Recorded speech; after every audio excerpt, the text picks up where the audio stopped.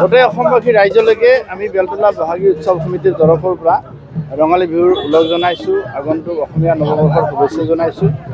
আৰু বিহুৰ যিটো সংস্কৃতি, বিহুৰ সংস্কৃতিৰে আমি সকলো সংস্কৃতিবান হৈ বিহুৰ যিটো মূল তাৎপৰ্য, মূল উদ্দেশ্য, সেই উদ্দেশ্য সৰগত কৰি অসমবাসী ৰাইজক আমি আচাৰ বিশ্বাসত লৈ গোটেই অসমবাসী ৰাইজে অসমখনক অৰ্থনৈতিকভাৱে, সাংস্কৃতিকভাৱে, বৌদ্ধিকভাৱে আগুৱাই লৈ যোৱাৰ ক্ষেত্ৰত আমি বিহুৰ পৰম্পৰাৰে আগবাঢ়ি যাওঁ।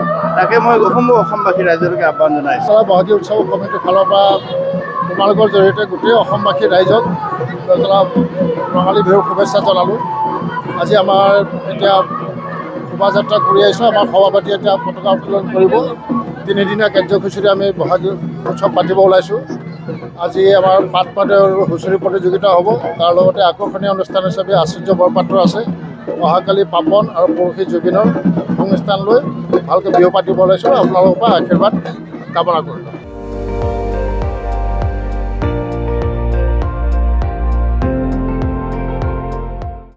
আপুনি চাই আছে ND24, সৰ্বশ্ৰেষ্ঠ নহয় সৰ্বোত্তমৰ দৌৰ।